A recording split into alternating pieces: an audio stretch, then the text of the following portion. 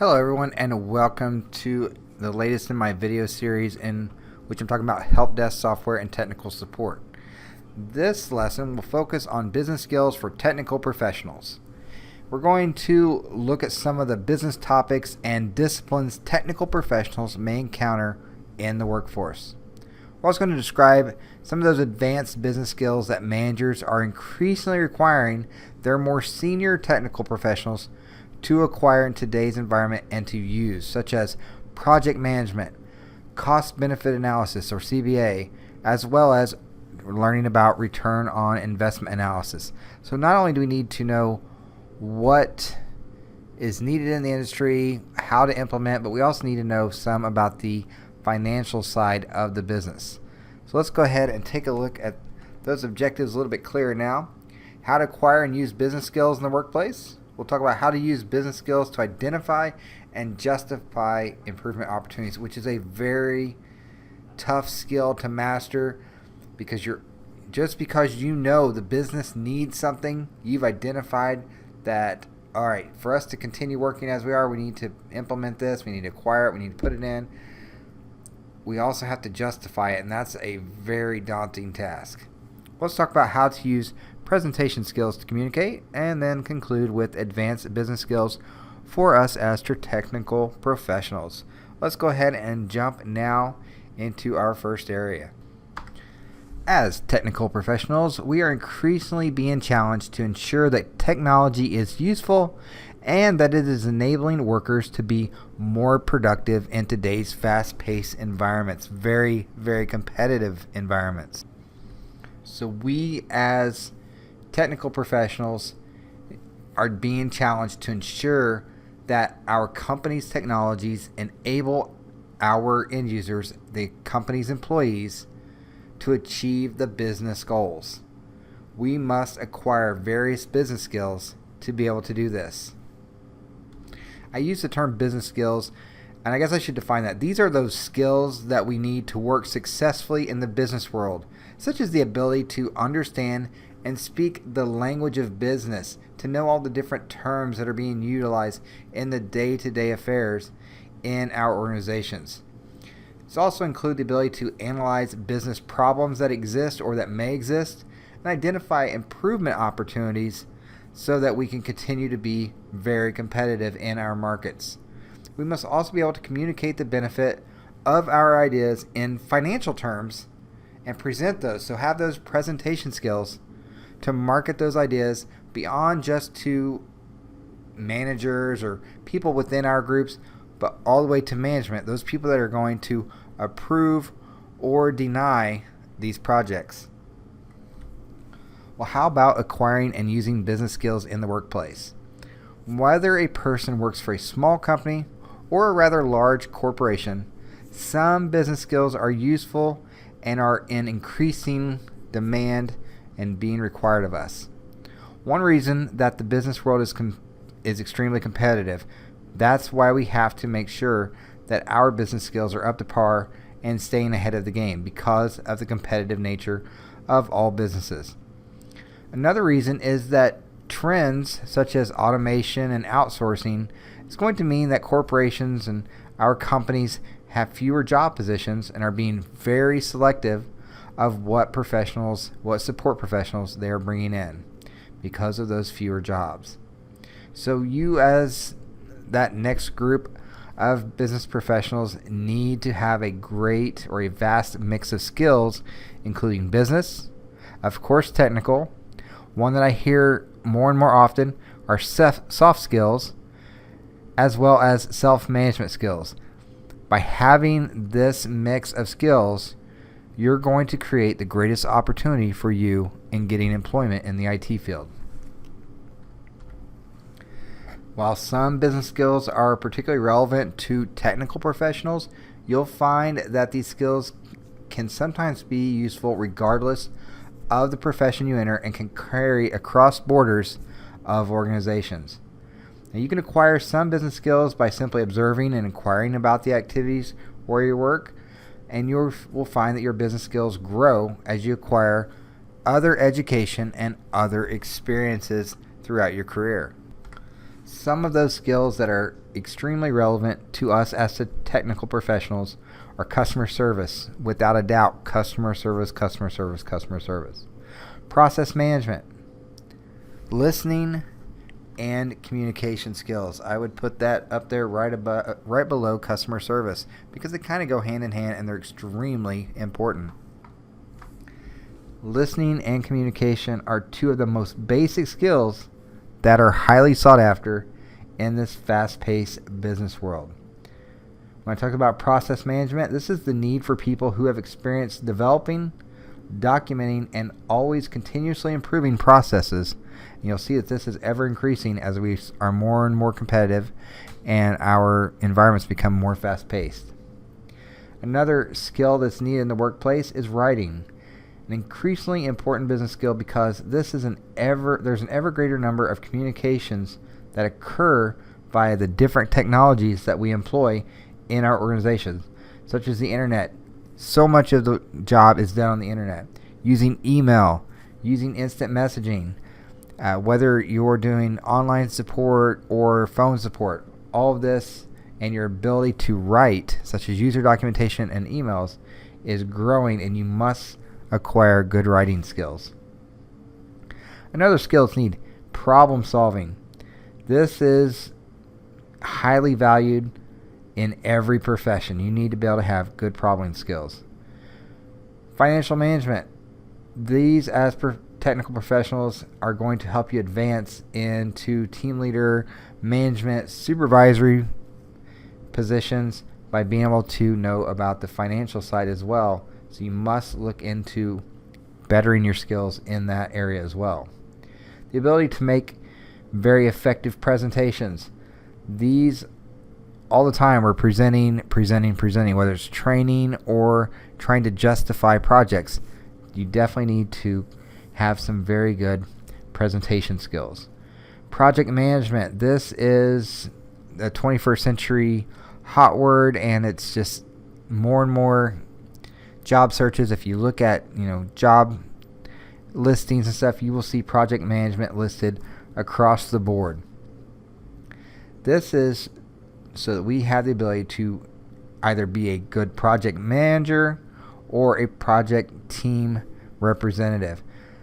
You need to be able to plan a project, manage a project, all the different stages, the 5 stages of project management you need to have a good grasp on.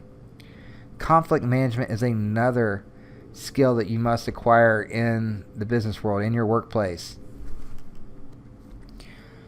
Conflict is just a normal part of human interaction, but knowing how to manage the conflict in a constructive way is a critical, important skill that you must acquire, especially when working in organizations that have you working in team settings, such as with the common service desk.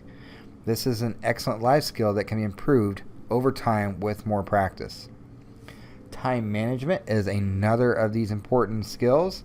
It is very critical because it enables people to feel in control and stay motivated during these times that you may have where it's a little bit of downtime. If you start building those good work habits, such as getting and staying organized, you'll have a better job satisfaction and help avoid stress and burnout. Time management goes hand in hand with conflict management in that it's an excellent skill that can be improved over time with practice. Human resource management is the last skill that I'll talk about, and this really involves activities such as the interviewing process of those prospective employees coming into your organization. Coaching team members in your organization, as well as another HR management skill of conducting performance appraisals. As you move up in the organization, as you are no longer just a staff member, let's say you take on a position as a manager, you will have to conduct performance appraisals for your subordinates. Even in some of your projects, in those team settings, you will have to provide feedback for some of your teammates' performances as well as the project. And you may be, as I said, involved in different HR functions, from bringing in new people to even having to evaluate people that you work with. So these are all key skills that you need to master. The understanding of ethics is another important business skill that you should have a firm grasp on. And when I say ethics, just a basic definition of that is that ethics are those rules and standards that govern the conduct of a person or group of people.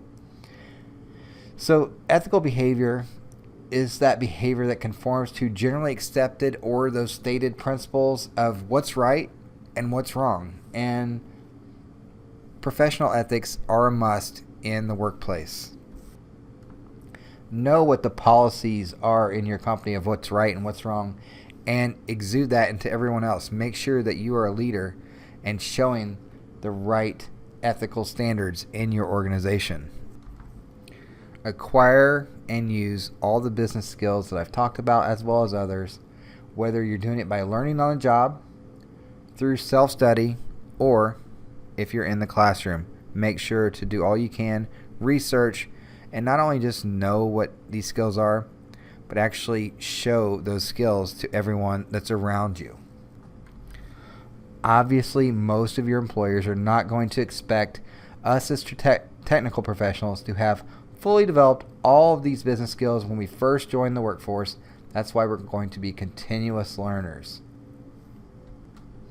You will find that managers in the work environment are increasingly requiring technical professionals who want to advance past that basic entry job to hone and use those business skills to benefit them, to make the managers look good, and to make the overall workplace a better place to work. So developing and demonstrating those business skills I mentioned is a very effective way to differentiate yourself from others that you're working with to help increase your opportunities inside the company. Know about your company too. Learn about your company. Know the company's mission, what industry that company's in, know who the competitors are. Study all of this and be able to represent your company as a representative who knows the big picture, has the skills, and wants to help the company's long term of life. Those of us that are technical professionals who understand business, we can help business people understand those available technologies that are out there or coming out and how to best utilize those in our organizations. And we can also ensure that the new technologies, when introduced, offer real value to the business and not just what's in a marketing flyer. Know your technologies. Those one skill that you will have above everyone else as an IT professional are the technical skills that you are continuously acquiring, honing, and being able to apply in your business. This is how we use business skills to identify and justify improvement opportunities. We work day in and day out with our customers who are having problems with technologies in the workplace. Because we have this unique opportunity, we can look and analyze to help eliminate or minimize the impact of business problems and to identify those improvement opportunities that come to light because of that interaction we have. Service desk tools and technologies are useless if they do not provide and produce meaningful information to the end users. So analysts play an important role by collecting data on a daily basis and taking that data and making it into useful information. We take this information that we've been collecting and we use it to track such things as outstanding incidents and service requests, measure analysts' personal performance, and measure customer satisfaction with the company. Now, failing to record events and activities accurately and completely can have a very negative result for the company, for our service desk, and for our service desk employees.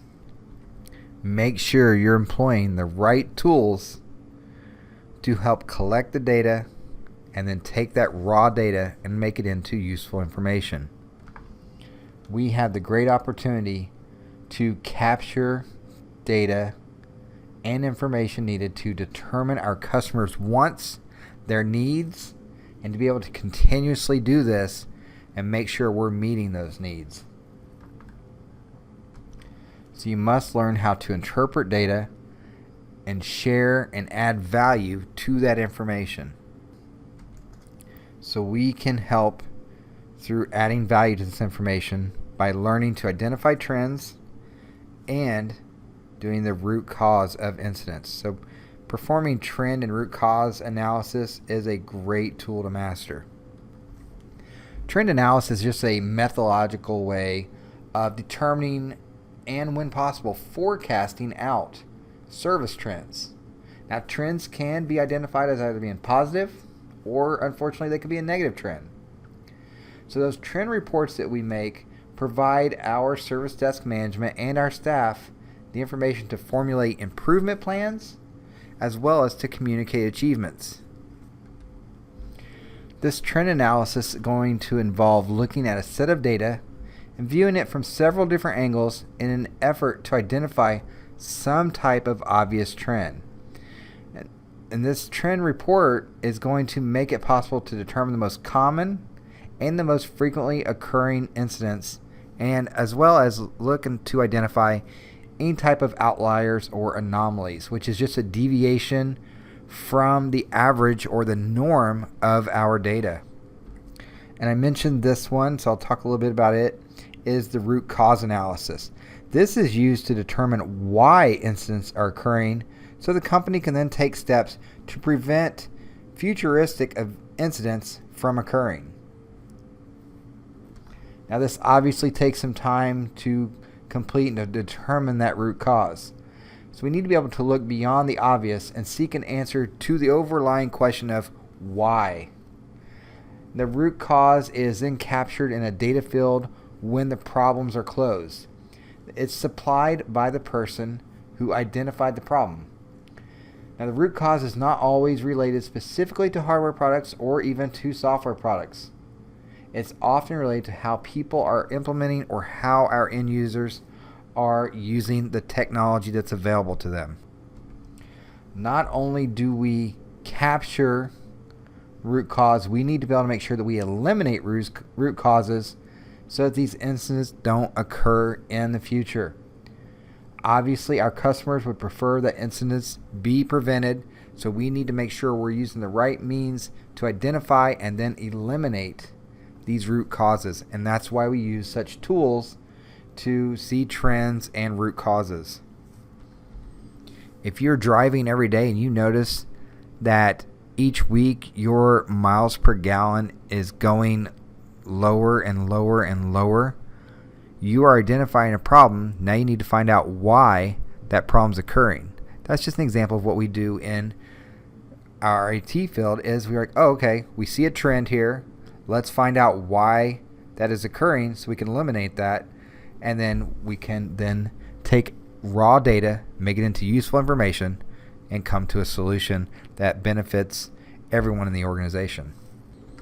Just because we've identified something doesn't mean that we're going to be allowed to implement the proper solution for that. So service desk managers are always under constant pressure to demonstrate the value of the service desk services and to justify the funds and resources that we in the team need to deliver those services for our organization. We can have ideas to improve things, but we have to be able to justify and quantify the benefits of those ideas into financial terms for a better understanding by managers. When you're in the service desk field, you as a member of the service desk team must learn to justify and quantify your benefits. One of the words that always come up is the budget. And the budget is just the total sum of money allocated for a particular purpose, such as maybe some project, or a period of time, such as a fiscal year. Good budgeting ensures that the money does not run out before the goal is reached or the period ends. When you create a fiscal budget, you are pretty much held to that, and hopefully nothing arises during that.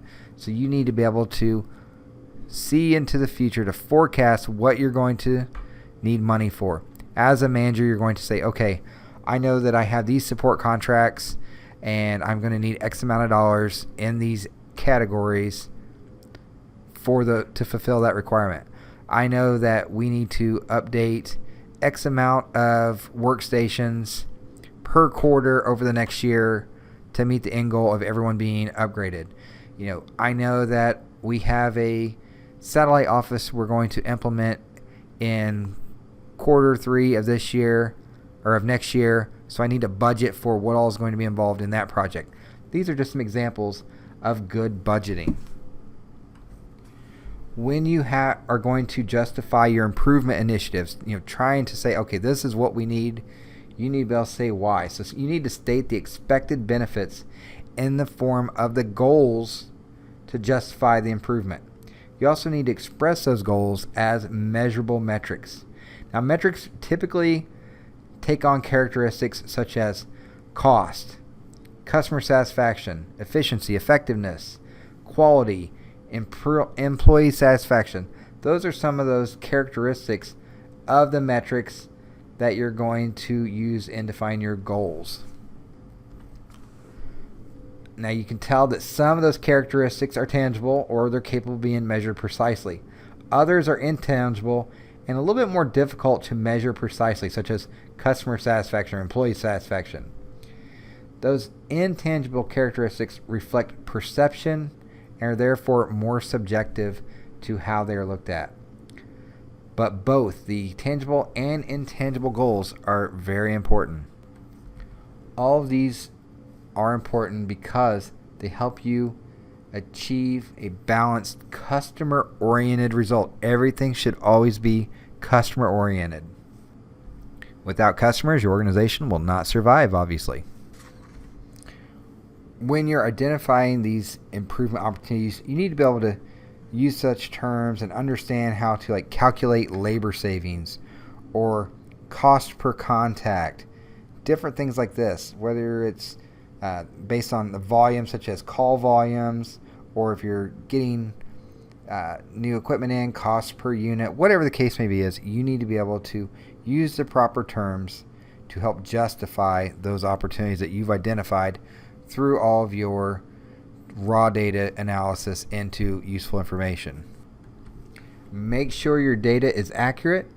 Make sure that you are getting the right people involved so that your costs, your values are right on point, and so that no one is questioning that. Don't make up numbers. Make sure you can back up those numbers.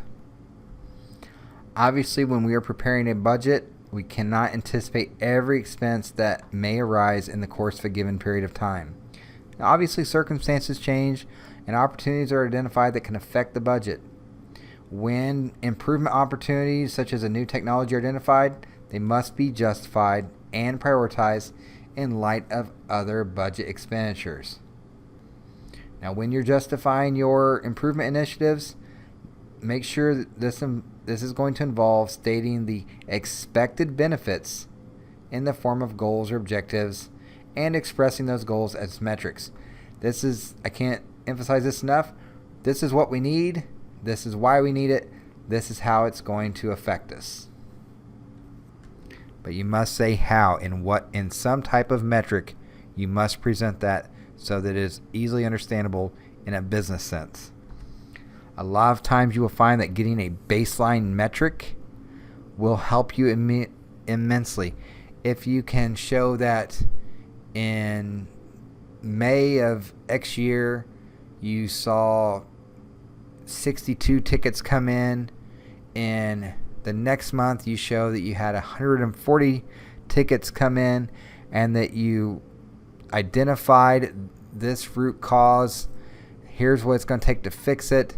Now you have a baseline to be able to show the reasoning and justifying your improvement opportunity, so it should go a lot smoother with your management team. Well, to do this, you need to be able to present that information. And that's what we'll talk about now, is how to use presentation skills to communicate. Presentations are just a very important form of communication in today's business world. Presentations are a very important way to build credibility to you, and the ability to make presentations can greatly influence how a person stands in their company, their community, and their industry. So this can be a great influence based on how you present information. Now, this can be a great fear for some people, but if you want to communicate your ideas and show the importance of them, you need to be able to do this. Presentations are just a form of public speaking and are used in many different types of situations. Know that when you're making a presentation, the most important thing to keep in mind is that you are an expert. There is a reason that you, as an individual, are making the presentation.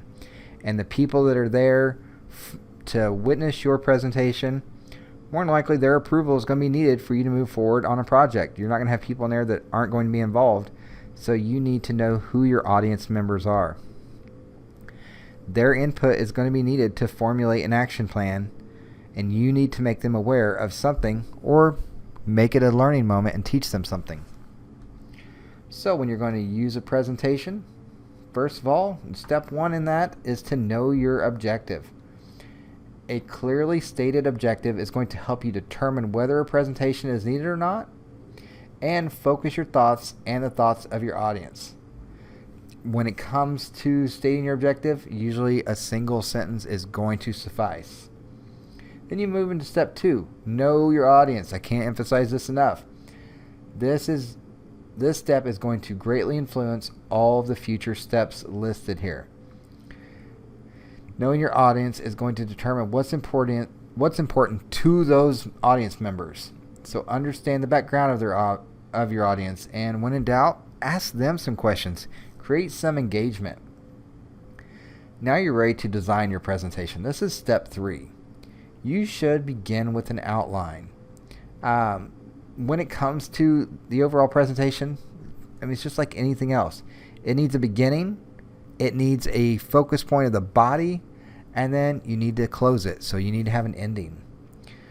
Research whatever you need to do for your topic. Collect all the facts that support your objective, what you're trying to do. Develop some type of visual aids to support and communicate those ideas. And make sure that when you are designing this presentation, you anticipate questions that members of your audience may ask, and use any visual aids you have set aside to help answer those questions. So be prepared.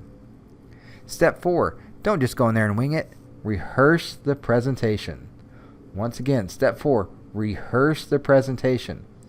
Make sure that you can cover the amount of information you have in whatever time you're given.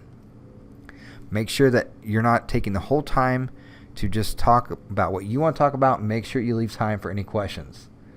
So make sure that you memorize your introduction and your closing to your audience, and only memorize those key points you want to make during the body of the presentation. You'll have the presentation there with you. Once you've got that done, you're ready to move to step 5, and that's to deliver the presentation. When you're preparing or when you're presenting, make sure you're prepared, you're confident, and you're enthusiastic, because that's why you're the expert. That's why you're there trying to get approval. When possible, try to handle all the questions when they're asked. If you happen to run out of time, make sure that you have time that you can answer those questions offline or outside of the meeting. Then step 6 is to learn from the experience. Most mistakes made when making presentation are the result of overlooking one of those previous 5 steps that I mentioned. Take time after you've given a presentation to evaluate performance and determine, how can I improve the next time? Remember, presentation skills are essential if you want to educate, inform, obtain information from, build a consensus with, and have overall communication with others. And the more you present, the more varied the setting, the subject matter, the more varied the audiences are, the more comfortable you're going to become in giving presentations. Now let's conclude with talking about the advanced business skills for technical professionals. These are critical for those more senior technical professionals. And some of those skills are things such as managing products, conducting a cost-benefit analysis, and calculating return on investment. These are extremely critical for those senior level professionals. But this need for these skills is obviously going to vary from one company or one organization to the next. But the understanding of these concepts are going to help you make the most of learning and growth opportunities in your organizations. To excel at these advanced business skills, sometimes this requires a blend of not only experience but formal training as well. And sometimes you may just get thrown into during different projects. You start to learn some of these skills because they're part of that project, such as performing a return on investment analysis. Now, obviously, today's business world, change is inevitable. It's constant. That's one of the main things that's constant in the organizations, is that change is going to occur. And it's going to occur at an increasingly rapid pace. So what this really means is that people working in the service desk are continuously going to be exposed to various projects that they're going to be involved in, whether they're a member of that project or if they're going to be leading that. So we probably need to know a little bit more about that. So project management is just a simple process of planning and managing a project. And regardless of their size, project management requires some planning and to have a few different elements. A clearly defined scope, a well-defined deliverables, clearly defined acceptance criteria, an established start date, and of course, an established end date. Now the scope is just a description of the work that's going to be done. The advanced criteria that I mentioned, these are the conditions that must be met before those project deliverables are going to be accepted. Another term I want to talk about in project management is the project stakeholder. The project stakeholder is a person or a group who's involved or may somehow be affected by the project activities and outcomes. Talked about the project scope. The project scope is going to include, when you're defining your project scope, make sure to include what the project overview is, project deliverables, the project objectives, considerations and concerns, as well as a change control plan. Failing to clearly define and manage project scope is one of the most common reasons that projects fail in organizations. Once you have all of those elements together and you've clearly defined your project scope, this is typically going to be approved by a project sponsor. And this is that person who has the ultimate authority over a project. They are going to be responsible for ensuring that the project is aligned with the organization's overall business goals. Now, they're not going to be involved in the day-to-day activities, but they have the say. They have the ultimate authority over that project. And you may also see that you have a project manager that's involved as well. And this is that person who's going to look at those day-to-day activities. They're going to be the person who leads the project team and is assigned authority and responsibility over overseeing the project and meeting the project's objectives. The project manager is going to have a key responsibility in communicating on a regular basis with all the interested parties involved in the project. Let's see now. Technical professionals can learn a lot about project management by simply observing how projects are run and by trying to understand the keys to project management success. You can also learn a lot by being an active participant when working on a project team. If you have the opportunity, get on as many project teams as you can. Also, as a student, as an employee, whatever the case may be, take advantage of any training that's offered or seek out some self-study opportunities, but take every opportunity to help become a seasoned project manager, and then maybe you can then mentor future project managers. There were a couple terms I introduced. I'll quickly go over those, and that's cost-benefit analysis. This is just a business calculation that compares the costs and the benefits of two or more potential solutions to determine of those which is the optimum solution. This can be simple or it can be very complex. The cost of performing a complex cost-benefit analysis can be very considerable. So make sure you consider that too. And some of those factors, those guidelines that can be considered factors that you want to think about when doing a cost-benefit analysis is size, cost, and impact of the different solutions that have been proposed. Some of the costs that you're going to look at when you're doing a cost-benefit analysis is those one-time, those are called non-reoccurring costs, and those costs that are always going to be coming up like monthly or yearly, those are called ongoing or reoccurring costs. Now, the end result of a cost-benefit analysis is the identification of the best solution to a given business problem. And you're, like I said, usually 2 or more proposed solutions are going to be evaluated. And your CBA or your cost-benefit analysis is going to answer which of the solutions is the best solution, and is the solution actually worth the cost. Now, the key to whether a solution is worth the cost is going to lie in the overall business goals of your organization. And I'll conclude with talking about return on investment.